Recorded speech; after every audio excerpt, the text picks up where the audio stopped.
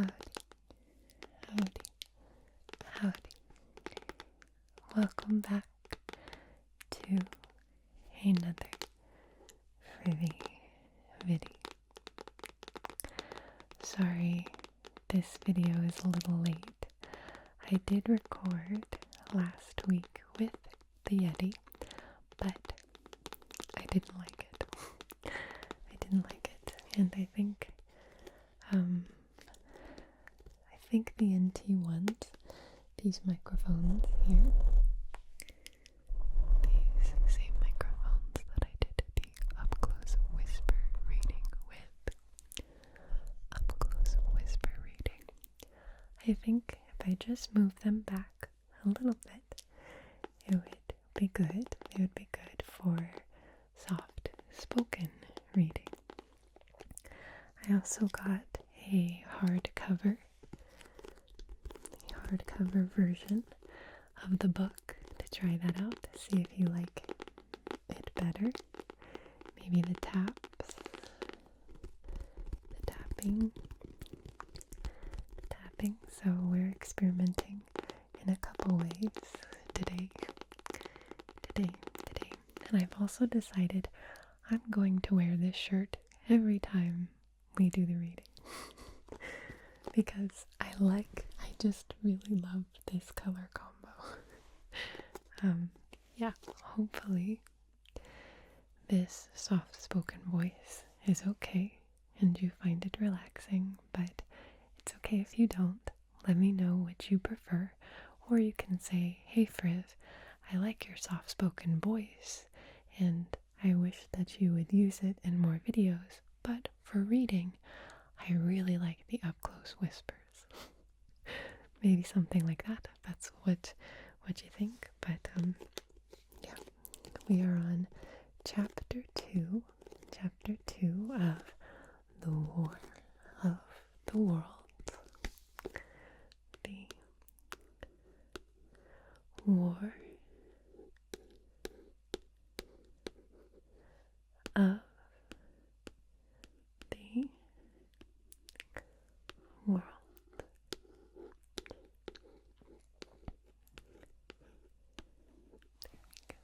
Chapter 2.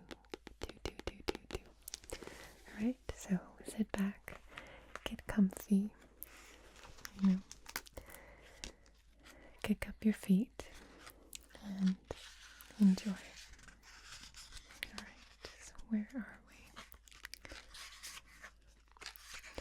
we? I think I ended up reading both chapter 2 and 3, since chapter 2 was very short. Alright, chapter 2, The Falling Star. Then came the night of the first falling star. It was seen early in the morning, rushing over Winchester eastward, a line of flame high in the atmosphere. Hundreds must have seen it and taken it for an ordinary fallen star. Albin described it as leaving a greenish streak behind it that glowed for some seconds. Denning, our greatest authority on meteorites, stated that the height of its first appearance was about 90 or 100 miles. It seemed to him that it fell to the earth about 100 miles east of him. I was at home at that hour and writing in my study, and although my French windows faced towards Ardeshir and the blind was up, for I loved in those days to look up at the night sky, I saw nothing of it. Yet this strangest of all things that ever came to earth from our outer space must have fallen while I was sitting there, visible to me had I only looked up as it passed. Some of those who saw its flight say it traveled with a hissing sound. I myself heard nothing of that. Many people in Berkshire, Surrey, and Middlesex must have seen the fall of it, and, at most, have thought that another meteorite had descended. No one seems to have troubled to look for the fallen mass that night. But very early in the morning, poor 𝗂𝗏𝗍, who had seen the shooting star and who was persuaded that a meteorite lay somewhere on the common between Horsell, Āddershall, and Woking, rose early with the idea of finding it. Find it he did. Soon after dawn, and not far from the sandpits, an enormous hole had been made by the impact of the projectile, and the sand and gravel had been flung violently in every direction over the heath, forming heaps visible a mile and a half away. The heather was on fire eastward, and a thin blue smoke rose against the dawn.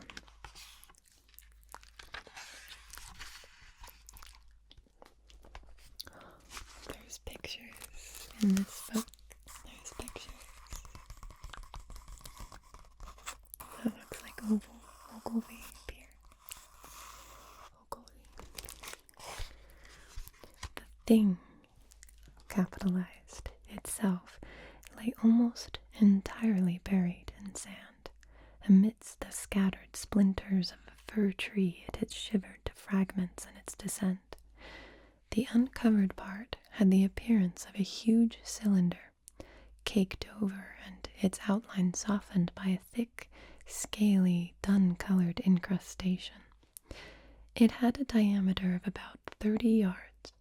He approached the mass, surprised at the size and more so at the shape, since most meteorites are rounded more or less completely. It was, however, still so hot from its flight through the air as to forbid his near approach. A stirring noise within its cylinder he ascribed to the unequal cooling of its surface, for at that time it had not occurred to him that it might be hollow.